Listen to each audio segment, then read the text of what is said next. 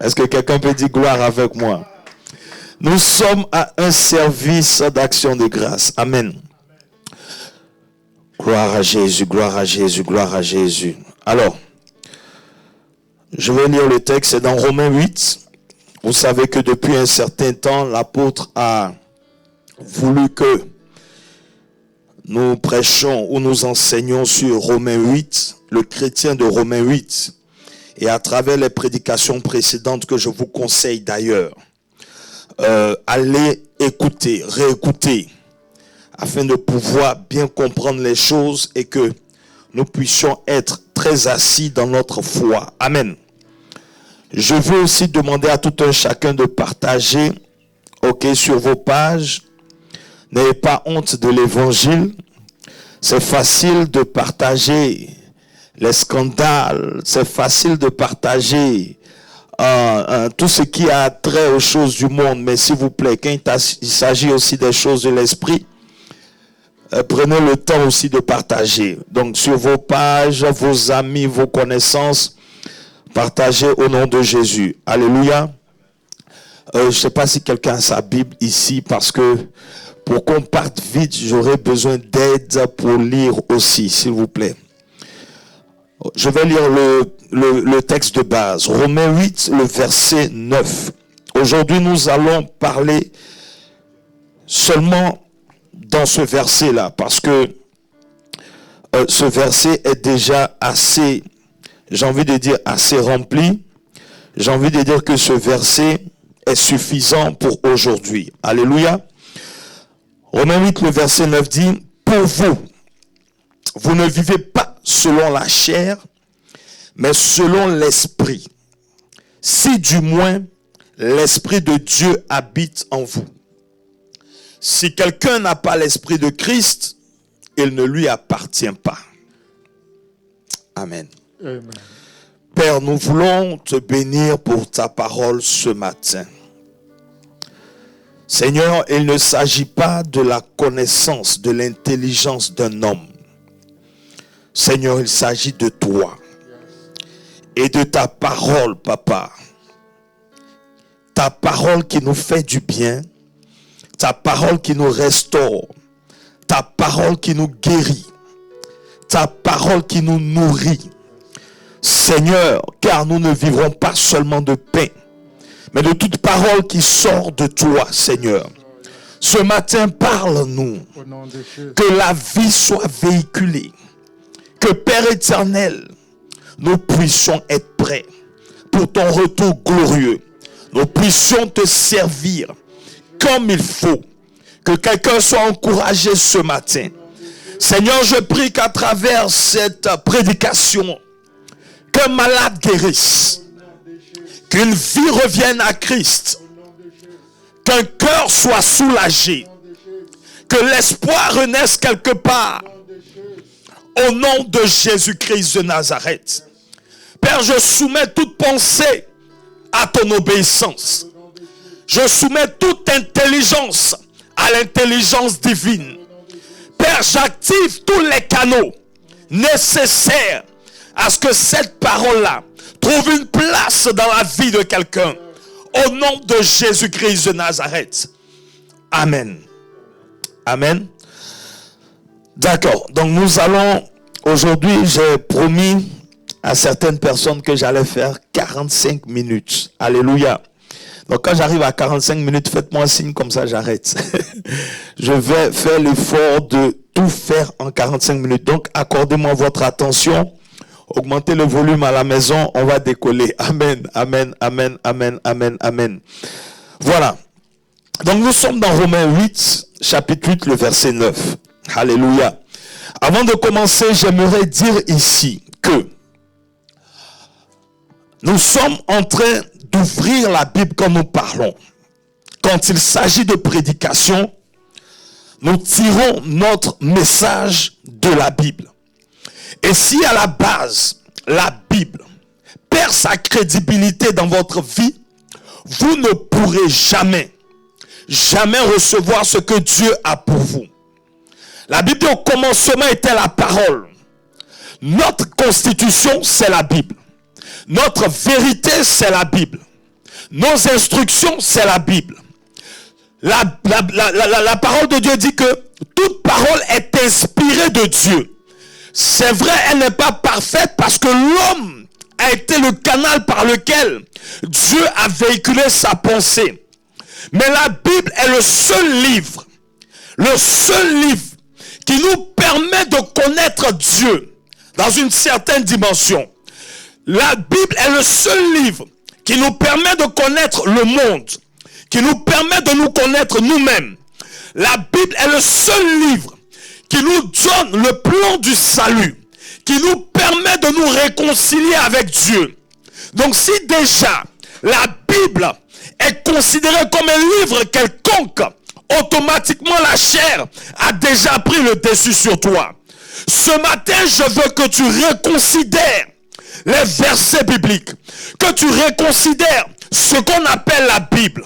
Parce que la Bible n'est pas un livre académique, n'est pas un livre d'histoire, n'est pas un livre de géographie. C'est vrai, on retrouve tous ces éléments dans la Bible, mais la Bible est avant tout la parole de Dieu. La parole qu'il te faut pour que tu sois sauvé, pour que tu sois préservé, pour que tu sois en sécurité, pour que tu sois guéri, pour que tu connaisses ton Créateur, pour que tu sois réconcilié. Alléluia. Donc il est important que tu considères la Bible. Et pour savoir ça, je me demande où tu positionnes ta Bible à la maison. Ça va être déterminant même pour savoir si tu prends les choses de Dieu au sérieux. Parce que tous tes livres qui sont à la maison ne sont pas plus importants que la Bible. Alléluia. Donc je veux ramener ta crédibilité vis-à-vis de la Bible. Ce n'est pas les Occidentaux qui nous ont emmené l'évangile. Je suis désolé. L'évangile est en Afrique depuis Actes des Apôtres. Depuis Actes des Apôtres. Le Saint-Esprit, quand il est descendu, la Bible dit, il y avait des peuples de toutes les nations. Donc nous ne sommes pas en train de véhiculer un évangile occidental. Nous sommes en train de véhiculer la pensée de Dieu pour l'humanité. Nous sommes en train de parler de la solution que Dieu a apportée pour l'humanité. Alléluia. C'est vrai, la religion est venue avec la colonisation, mais la chrétienté est venue pour le salut de quiconque croit et soit sauvé au nom de Jésus-Christ de Nazareth. Donc j'insiste sur ça. Alléluia. Et la Bible, Dieu, dans la Bible, n'a pas voulu cacher les faiblesses des hommes. Dieu n'a pas voulu que ça soit caché, non. Dieu a voulu montrer que oui, il peut avoir des héros avec des faiblesses. Il peut avoir des personnes pas parfaites, mais avec un Dieu parfait pour accomplir les desseins de Dieu. C'est pour ça que Dieu pouvait permettre qu'on touche seulement les points positifs pour certains. Mais avec Dieu, même ce qui n'est pas bon est utilisé pour amener Dieu dans sa gloire. Alléluia. C'est pour ça que Paul, dans Romains 8, n'a pas honte de prendre sa vie personnelle, sa méditation. Après 25 ans de vie chrétienne, ça peut être un sujet de honte pour certaines personnes. Comment quelqu'un qui a l'esprit est en train de struggle avec sa chair? Comment quelqu'un qui prêche le message a encore des difficultés? Mais à travers sa méditation, à travers son auto-examination, il vient avec des vérités aujourd'hui qui sont des sujets d'édification pour nous. Paul a été honnête avec lui-même. Il a mis en lumière tout ce qu'il traversait intérieurement. Il n'a pas voulu être fake. Il n'a pas voulu être hypocrite. Peuple de Dieu, des fois, il faut s'examiner en toute honnêteté. Ça ne sert à rien de faire l'hypocrite. La vérité de Dieu est la vérité de Dieu. Et Dieu nous connaît. Et il a voulu que nous n'ayons pas à cet héritage. Donc des fois, il faut s'arrêter et s'auto-examiner. Regardez, voir en nous-mêmes. Quelles sont les difficultés que nous avons? Qu'est-ce que nous traversons vis-à-vis de la parole de de Dieu.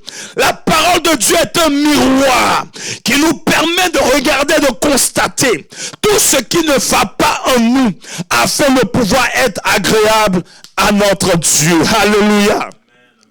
C'est ainsi que Paul n'a pas honte de dire tout ce qu'il a dit.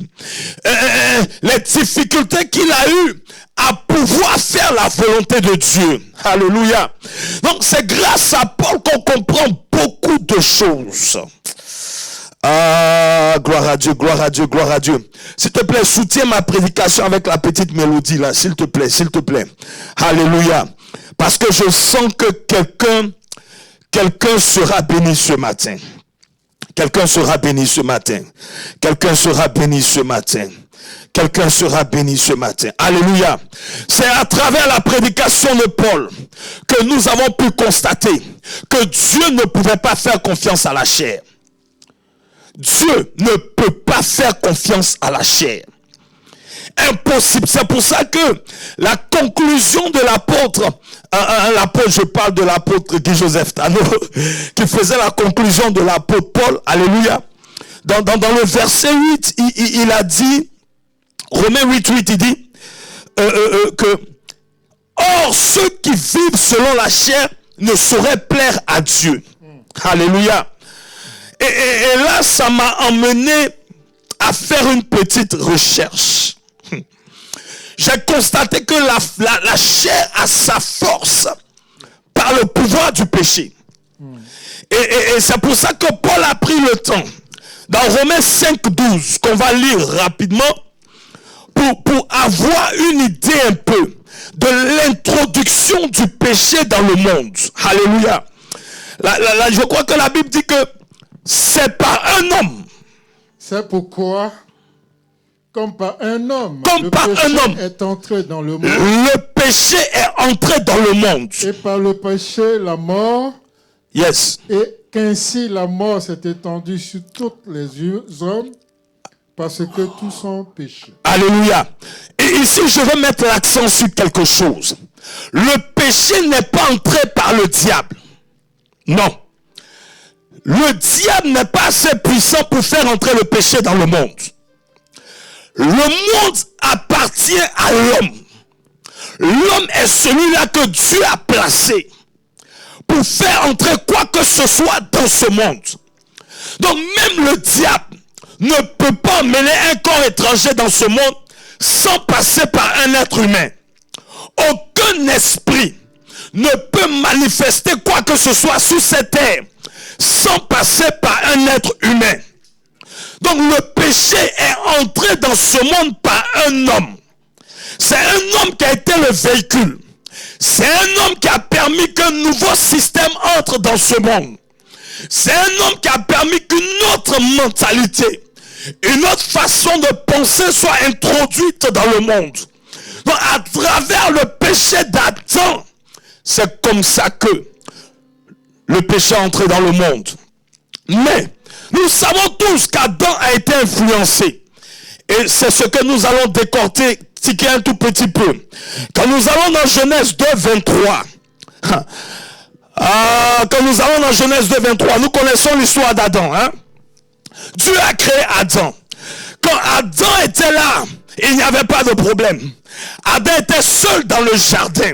On n'entendait pas parler du serpent, on n'entendait pas parler du diable. Alléluia. Amen. Mais il s'est passé quelque chose dans Genèse 2:23.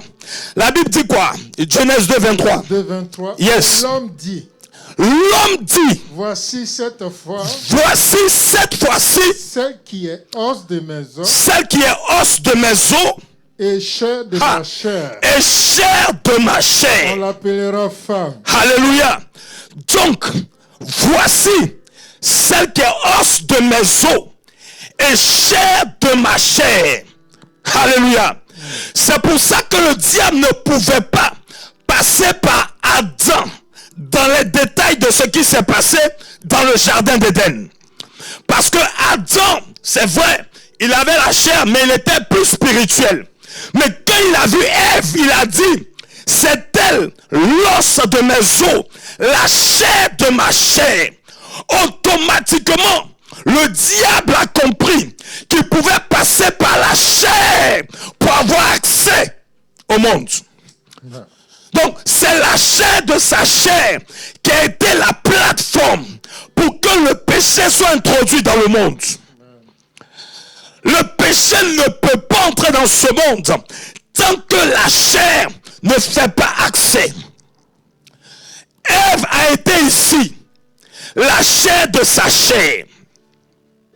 Personne ne peut te faire pécher si ce n'est ta chair. Personne. C'est comme ça que le péché est entré. C'est pour ça que Dieu ne peut plus faire confiance à la chair. À cause de ce qui s'est passé, permettez-moi, dans le souci de faire comprendre des gens, d'utiliser chair quand je parle de la femme ici. C'est pas pour dire que la femme est plus charnelle, non. Mais c'est pour nous emmener à comprendre un peu l'intelligence et la sagesse de Dieu. Par Ève, qui est donc la chair, le péché entre dans le monde. Alléluia. C'est pour ça que Dieu aussi, comprenant et sachant les principes, bien sûr, de ce monde, parce que c'est lui le créateur, lui aussi, dans Luc, il se balade. La Bible dit que l'Esprit de Dieu, dans Luc 1, le verset 35, Dieu aussi se balade. Alléluia. Dieu se balade. L'Esprit de Dieu, donc, qu'est-ce qu'il fait? Il cherche aussi une chair par laquelle il peut passer pour venir régler le problème de la chair. Alléluia. Donc la chair qu'il cherchait n'était pas n'importe quelle chair. Mais c'était la chair, la Bible dit que c'est Marie.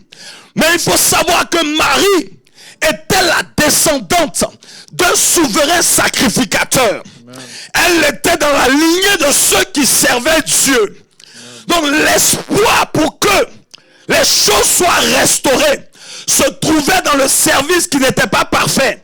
Mais parce qu'elle servait Dieu, Dieu pouvait se servir d'elle pour faire entrer dans le monde la solution du monde. Alléluia. Alléluia. C'est pour ça que la Bible dit quoi? Luc 1, 35.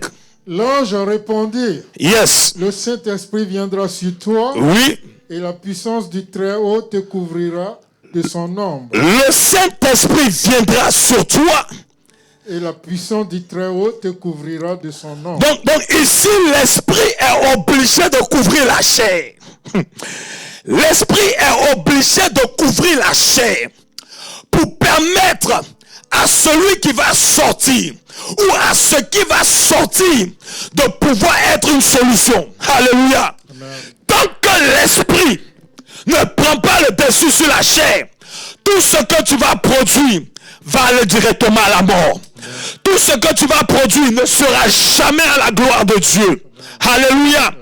Vous savez, c'est tellement capital que même dans le jardin d'Éden, quand elle a eu contact avec le serpent ancien, la convoitise automatiquement s'est manifestée.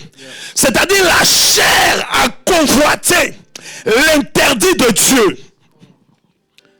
La chair a convoité l'interdit de Dieu. La chair présente dans la présence de Dieu n'a pas pu permettre à Adam de se maintenir dans la présence de Dieu. La chair va toujours te sortir de la présence de Dieu. La chair va toujours t'encourager à faire tout ce qui est contraire à ce que Dieu veut. Et ma curiosité s'est ouverte parce que quand on parle de la chair, on voit seulement le péché sexuel. Mais quand j'ai regardé les désirs de la chair et que j'ai vu la magie, c'est un désir de la chair.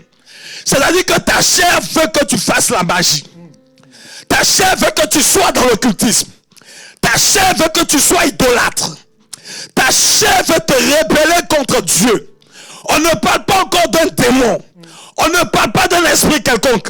Mais ce avec quoi tu te promènes tous les jours te dit d'être magicien. Un combat permanent. Un combat de tous les jours. En plus de tous les désirs, il y a même des désirs qui t'emmènent à vouloir être idolâtre. C'est ce que la chair fait. Donc Dieu, sachant cela, ne peut jamais faire confiance à la chair. Et c'est tellement capital que même quand il finit de venir parler à Marie, quand Marie enfante, elle a reçu cette visite. Et là encore, on peut voir que des fois, l'esprit va aller contre l'ordre ou les lois humaines, les principes humains. Parce qu'en vérité, pour que Marie ait la révélation que c'est Dieu qui est en train de me parler, ça prend une certaine disposition. Quand tu sais que tu es fiancé, tu sais que tu n'as pas connu d'homme et que tu dois prendre le risque d'être enceinte en Israël à cette époque sans avoir connu un homme, il faut connaître Dieu pour accepter ce fardeau. C'est quelque chose qui pouvait être un sujet de honte, de confusion totale. C'est la fille d'un souverain sacrificateur, de la lignée d'Aaron, mais qui va faire quelque chose qui est hors du commun, qui n'a rien à voir avec la loi, mais qui est inspiré par l'esprit. Des fois, l'esprit va te conduire dans des choses que les hommes ne peuvent pas approuver. Parce que la Bible dit que le monde ne le connaît pas. Donc le monde ne peut pas comprendre et connaître. Ça ne sert à rien de vouloir tout expliquer quand il s'agit d'une instruction divine. Quand il s'agit d'une orientation divine. Ça ne sert à rien de te justifier. Ça ne sert à rien de chercher une approbation. Ça ne sert à rien de chercher la volonté des hommes. Mais il faut absolument, même si tu n'es pas populaire, même si tu fais pas l'unanimité, quand ça vient de l'esprit, puisque c'est vérité, cette vérité va se maintenir. Il ne faut jamais douter. Quand ce qui vient de l'esprit, tu es convaincu que ça vient de l'esprit, il faut le faire avec zèle, autorité. Il faut le faire avec confiance. Parce que les choses de l'esprit ne sont pas populaires. Les choses de l'esprit ne sont pas populaires. Parce que nous sommes dans un monde charnel. Ce n'est même pas possible que ça soit populaire. Non. C'est pour ça que quand tu es rempli de l'Esprit de Dieu, tu ne cherches pas à être populaire, tu cherches à être efficace. Quand tu es rempli de l'Esprit de Dieu, tu cherches à avoir de l'impact. Tu ne cherches pas à être populaire, à chercher la vaine gloire. Non. L'Esprit de Dieu va te conduire dans des choses qui c'est de la confusion totale pour les hommes. La Bible dit que ces pensées ne sont pas montées à l'homme. L'homme ne peut pas comprendre la sagesse de Dieu. Jamais l'homme peut comprendre.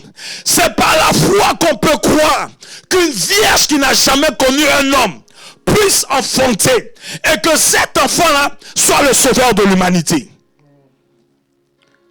C'est par la foi que nous pouvons croire ces choses.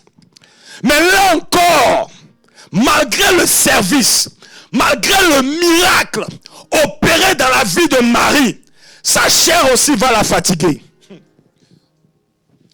La chair va fatiguer Marie parce que dans Marc 3,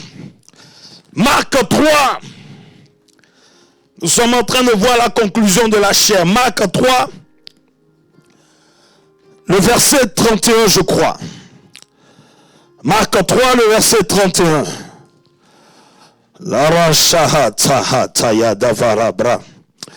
Alors, Marc 3, le verset 31. Marc 3, verset 31. Yes. Souviens sa mère et ses frères. Donc Jésus qui est venu par inspiration divine. Yeah. Marie le sait. Celle qu'il a portée dans son sein. Ok? Et elle sait quelle est la mission de Jésus. Yeah. Mais regardez ce qu'elle fait. Souviens sa mère et ses frères qui se tiennent dehors. Yes. L'envoyaient appeler. La foule étant assise autour de lui, et on lui dit, voici ta mère et tes frères sont dehors et te demandent. Alléluia.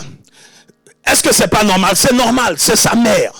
Elle vient avec ses frères et demande Jésus. Regardez la réponse de Jésus. Et il leur répondit, qui est donc ma mère et qui sont mes frères? Qui est ma mère et qui sont mes frères?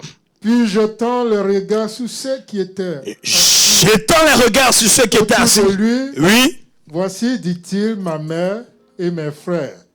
Car quiconque fait la volonté de Dieu, quiconque fait la volonté de Dieu, celui-là est mon frère, celui-là est mon frère, ma soeur et ma mère. Alléluia. Aujourd'hui, est-ce que tu peux faire ça? Sans qu'on te traite d'enfant impoli, sans qu'on te traite d'enfant rebelle, est-ce que tu es prêt à braver la spiritualité? D'ailleurs même, j'ai envie de te demander, qui sont tes frères, qui sont tes soeurs? Qui sont ta mère, qui sont tes pères? Est-ce que ce sont des personnes qui font la volonté de Dieu? Parce qu'en tant que chrétien, c'est ça ta famille. Alléluia. Donc les gens ont mis aujourd'hui en dernière position leurs frères et sœurs en Christ. Et ont mis en première position leurs frères et sœurs biologiques. Aujourd'hui, si tu te lèves contre justement la famille biologique par rapport aux instructions divines, les gens de la chair ne peuvent pas comprendre ces choses. Parce que dans des familles, il faut une séparation. Dans des familles, il faut une division. Des fois, quand tu constates que la famille est un problème pour l'exécution de la mission divine, il faut rejeter la famille. Parce que tu n'es pas né de la volonté d'un homme, mais tu es né de Dieu. Ce ne sont pas des décisions populaires. Ce ne sont pas des décisions pour certaines personnes sages. Dieu est en train de nous dire ici que les personnes qui sont ta famille sont ceux-là qui font la volonté de Dieu. C'est vrai, ton père est ton père biologique. Il faut l'honorer, d'accord. Mais, selon Dieu, les personnes que tu considères comme père, mère, frères et sœurs, sont des personnes en Christ comme toi. C'est ça ta famille. Si tu veux que la chair ne domine pas sur toi, ce sont des décisions à prendre. Ce sont des choses à reconsidérer. Parce que pour émotion, pour sentiment, nous nous jetons nous-mêmes dans la gueule du lion. Nous nous jetons nous-mêmes dans ce qui est piège. Là, des fois, la famille, c'est un piège. Et si Jésus voulait considérer le fait que Marie a été servante, elle a accepté, et à cause de ça, je dois arrêter ce que je fais pour aller suivre Marie, je ne suis pas en train de faire la volonté de Dieu. Non, il dit, qui sont ma mère, qui sont mes frères? Ça nous dit ici qu'en ce moment, Marie n'était pas dans la volonté de Dieu. Ça veut dire en ce moment-là, Marie elle-même, sa chair était en train de la fatiguer. Je dis, Dieu ne peut pas faire confiance à la chair. C'est pour ça que malgré 3 ans de ministère,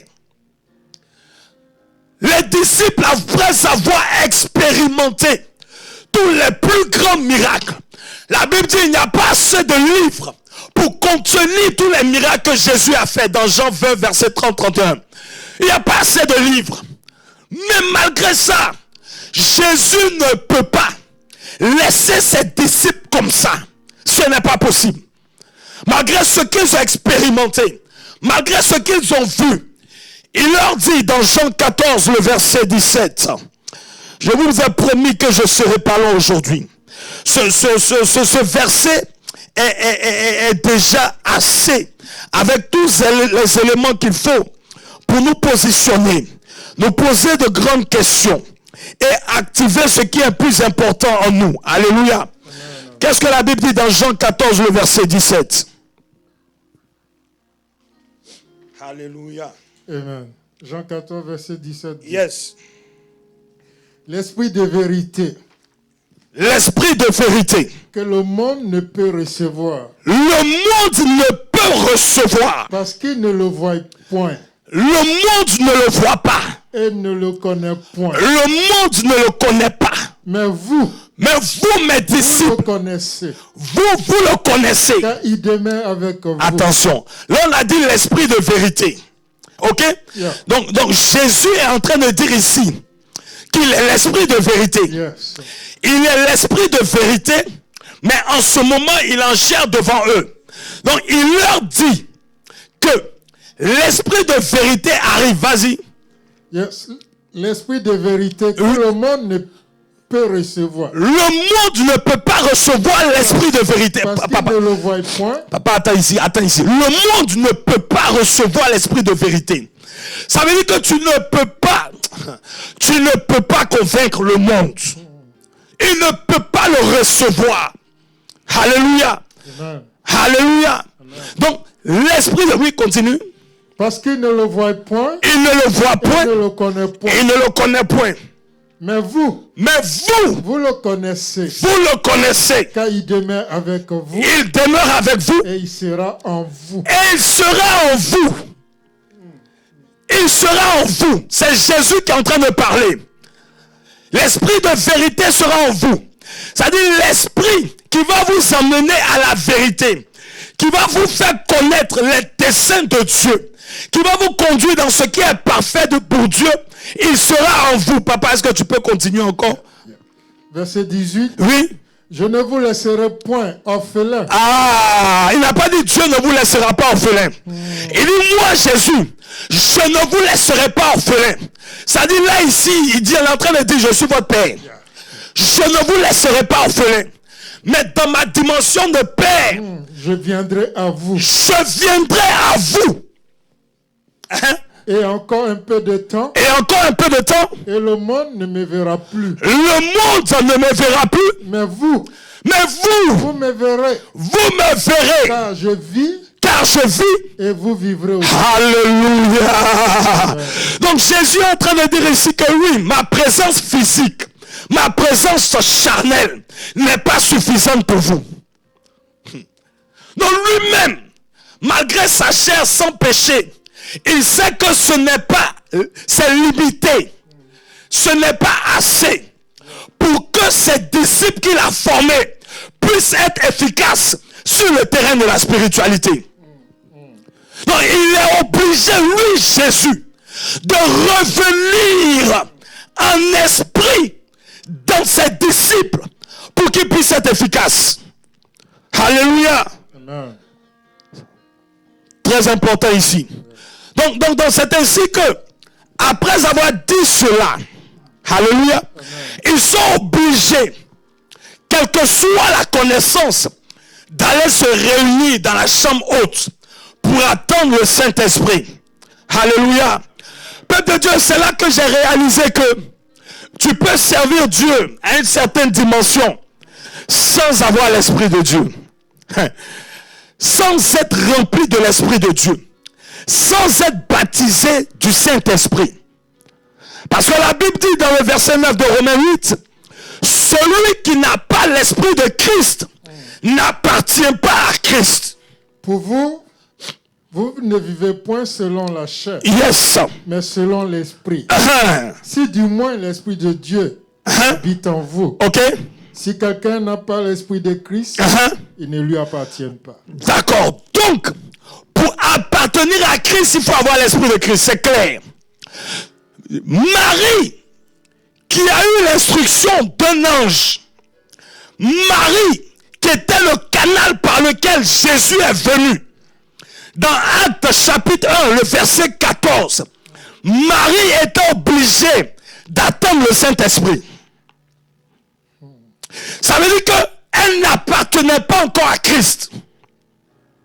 Malgré le miracle qui s'est opéré dans sa vie, malgré l'expérience qu'elle a eue de voir un ange, peuple de Dieu, il faut faire attention. Venir à l'église n'est pas la certitude de ton appartenance à Christ.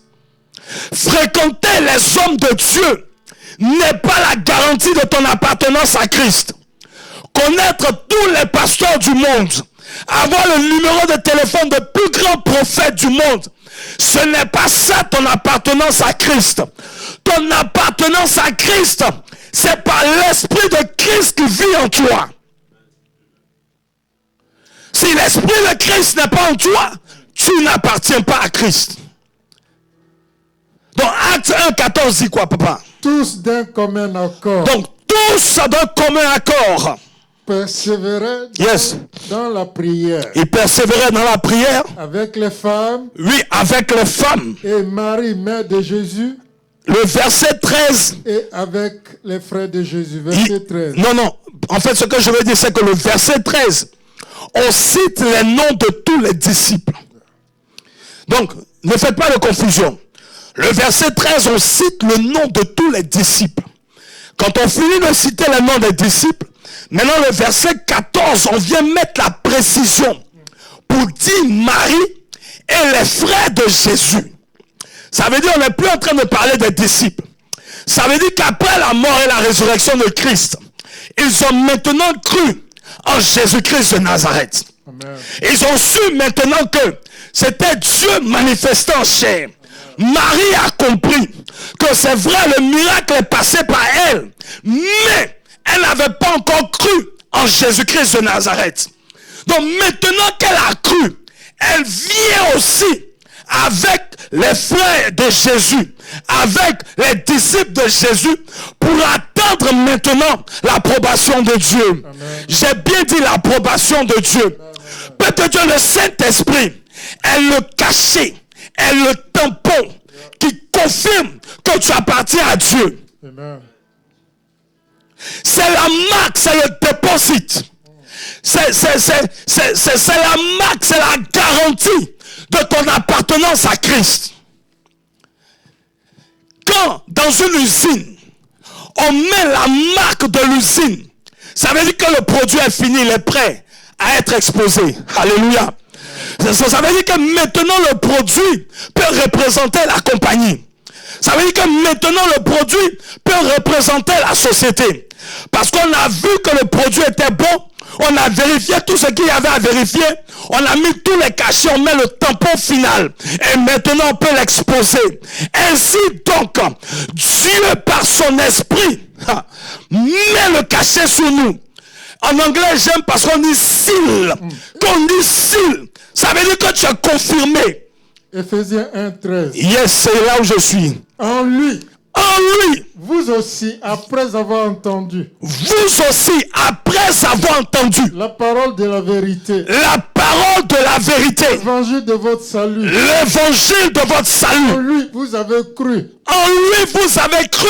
Et vous avez été scellés. Vous, alléluia. Pas vous serez scellés. Vous avez été scellés. Du Saint-Esprit qui avait été promis. Du Saint-Esprit qui avait été promis. Alléluia.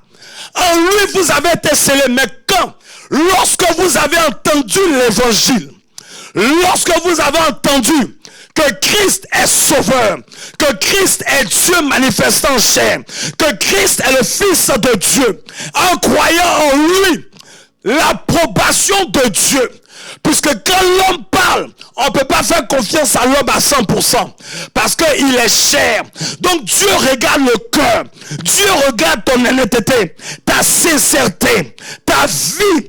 Quand il la regarde, il dit oui, il est approuvé. Oui, je peux lui faire confiance. Oui, j'ai la certitude que quels que soient les obstacles, il va me servir. Il m'appartient, il est à moi. Et personne ne peut le ravir de ma main.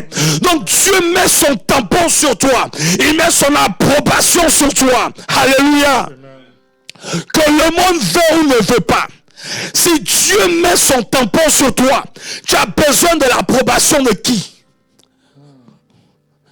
Tu as besoin de l'approbation de qui? Alléluia. C'est pour ça qu'il dit que celui qui n'a pas l'esprit de Christ n'appartient pas à Christ. Je ne sais pas à qui tu appartiens ce matin. Ce matin, je ne sais pas à qui tu appartiens. Ou je ne sais pas à qui tu vas appartenir. Quand on dit appartenir, tu as une propriété privée. tu appartiens à une seule personne. Et quand on dit que tu appartiens à quelqu'un, c'est-à-dire l'esprit qui te contrôle est ton appartenance. C'est ce qui te contrôle. C'est un esprit. J'ai envie de dire, si c'est un esprit impur, c'est cet esprit-là qui va te contrôler. Et c'est à cet esprit-là que tu vas appartenir. Mais, en ce qui nous concerne, c'est pour ça qu'il fait la distinction. Il dit pour vous, ce n'est pas un débat. Ce n'est pas une discussion. Je ne suis pas en train de demander l'avis de quelqu'un. Après avoir élaboré par rapport à il n'y a plus de condamnation. Après avoir élaboré la loi de l'esprit de vie, il vient et puis dit pour vous. Pour vous, vous ne vivez pas selon la chair. Vous ne vivez. Attendez. Il dit pour vous, vous ne vivez pas selon la chair. En fait, il est en train de dire que c'est impossible que tu vives selon la chair. C'est impossible. Pour vous. C'est pour ça qu'il dit, si du moins, vous avez reçu l'Esprit de Dieu, vous savez les expériences autour de nous, ou les religions autour de nous, nous font croire que nous sommes tous dans le même bateau. Je suis désolé. Je suis désolé. Ce n'est pas parce que le monde entier dit que telle église est de Dieu que je suis obligé que c'est de Dieu. Je suis obligé de dire que c'est de Dieu. Il faut vraiment faire attention avec les choses de l'esprit. Très attention. Je vous ai dit, ce n'est pas une histoire de popularité. C'est la vérité de Dieu qui va se maintenir jusqu'à la fin. Amen. Parce que le monde a été créé par la parole. Et la parole est vérité. Et donc c'est cette parole-là qui va résister. Donc ça ne sert à rien de mettre ton focus sur ce qui n'est pas important. Voici ce qui est important ici. Donc la question que tu dois te poser, est-ce que j'ai l'esprit de Christ? Est-ce que j'ai l'esprit de Dieu? En fonction de tes aptitudes à te laisser contrôler, à te laisser guider, à pouvoir entendre Dieu, à pouvoir manifester Dieu, tu peux savoir si oui ou non tu appartiens à Christ. Ça, personne ne peut le faire. Parce que quand on prêche l'évangile, tu peux dire oui, j'accepte. Mais moi, je ne vois pas ton cœur. Mais celui qui voit ton cœur est celui-là qui décide de venir habiter en toi. L'esprit de Christ. L'esprit de Christ. Peut-être c'est pour ça que, pour terminer dans Acte 10, à partir du verset 44, il s'est passé une histoire, ma foi, très intéressante. Parce que ce monsieur priait. Il faisait des aumônes. Ce monsieur-là, Dieu entendait sa prière. Alléluia. Je suis en train de parler de Corneille. Dieu entendait sa prière. Alléluia. Mais Dieu ne l'a pas laissé comme ça. Parce que le fait qu'il prie n'était pas assez pour qu'il appartienne à Dieu. Le fait qu'il fasse des aumônes n'était pas assez pour qu'il appartienne à Dieu. Et qu'est-ce qui s'est passé? Acte 10, 44. Yes. Et quand Pierre prononçait encore ces paroles, Pierre est allé chez lui. C'était un païen. C'est quelqu'un qui, selon la loi, ne pouvait pas permettre. Le juif ne pouvait pas entrer chez lui. C'était interdit pour un juif d'entrer chez un païen. Mais, à cause de sa prière, de ses aumônes, Dieu permet à Pierre d'entrer chez lui, d'annoncer l'évangile. Vas-y. Et quand Pierre prononçait encore ces paroles, yes, le Saint-Esprit descendit sur tous ceux qui écoutaient la parole. Alléluia. Tous les fidèles. Papa, attends. le Saint-Esprit descendit sur tous ceux qui écoutaient la parole. Tous ceux qui écoutaient la parole. À quel moment ils ont fait une repentance?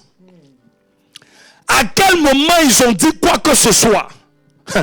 Mais le fait d'écouter et de croire ce que Pierre disait, c'est pour ça que la Bible dit que l'évangile est une puissance.